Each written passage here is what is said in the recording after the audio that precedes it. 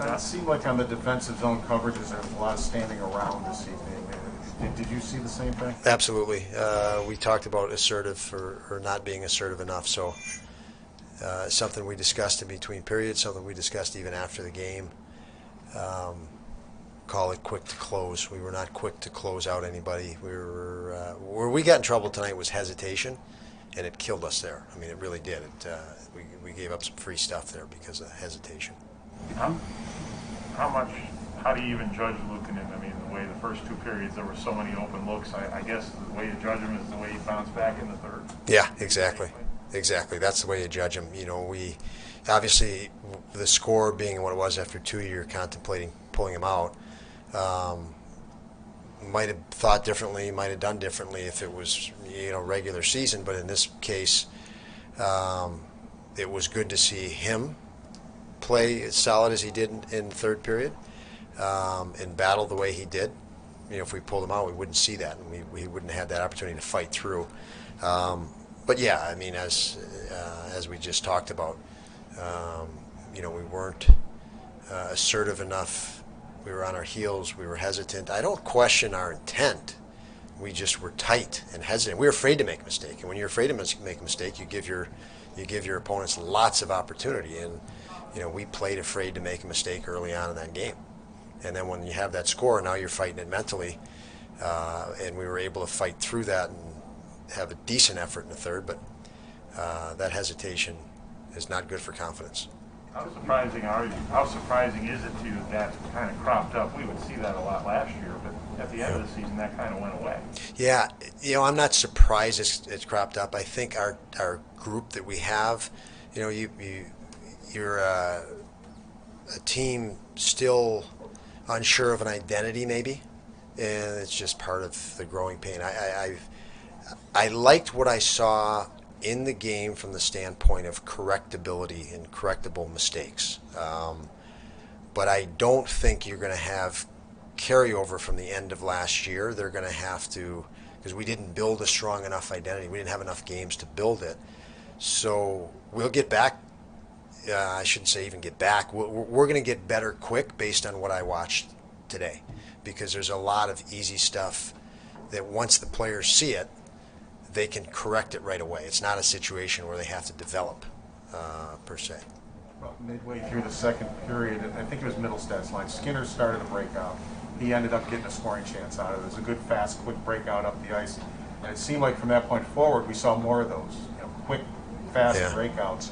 What changed that you were breaking out that? Again, more assertive, and when you're more assertive, you're more confident. When you're not assertive, you're obviously not being so because you're not confident.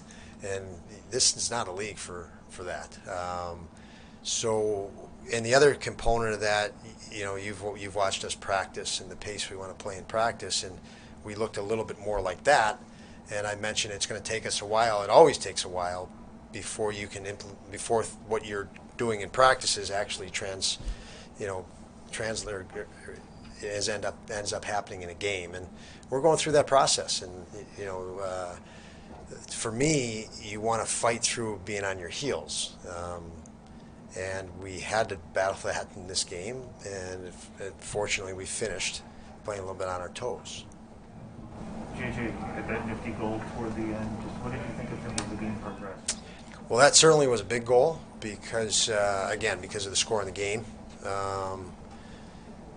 It was an extremely impressive goal. I mean, he knew he knew there was an opportunity to score 120 feet away from the net. I mean, he knew that here is a goal-scoring chance. I'm going to create one out of this.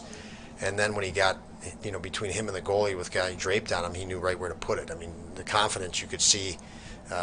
Compare that to what Paul's mentioned about the early part of our game, the confidence. And so that was huge. Obviously, it helped the bench, and he's a very talented guy. Does it look to you like Casey's carried some confidence out of last year? Casey Middlestad? Yeah, absolutely. He is a very confident guy, and from all his experience going to Rochester, everything, all the hardships he's had, he's internalized those for the positive, and it's made him fight harder. It's made him stronger and more confident as a result, and he definitely is showing that. How was Tage in the middle? How is R2 for tomorrow? And Yeah. are there any other injury updates like Samuelson? No update on Samuelson. He has not skated yet, so that would be the update. But he's close to getting on the ice, from my understanding. R2 will play. He practiced today, so it was no problem. He wasn't feeling good in the morning. We figured we'd make that switch. Based on that, no sense playing him if he's not feeling good. So he'll be in there tomorrow. I don't have the lineup yet for tomorrow, but he's one that'll be in. And no other injuries that I know of at this point.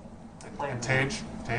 Tage was, yeah, I'll have to watch a little more. I mean, the detail that I want, I'm going to have to watch closer. And again, it's more of when you watch post-game from the film, you say, okay, is this correctable by a video session with them, or is this correctable? Is this going to take practices and longer time? And that's what you're gauging after games, with the film as you assess what your next moves may be. The player you picked up on waivers today, do you know much about him? Do you know when he'll be here? Yeah, no, I don't know either, but I can tell you that as soon as he gets here, we're going to want to get him in the lineup. So, if he's here tomorrow and that's the case, we'll probably find a way to put him in. I can tell you that. Okay, good night, guys.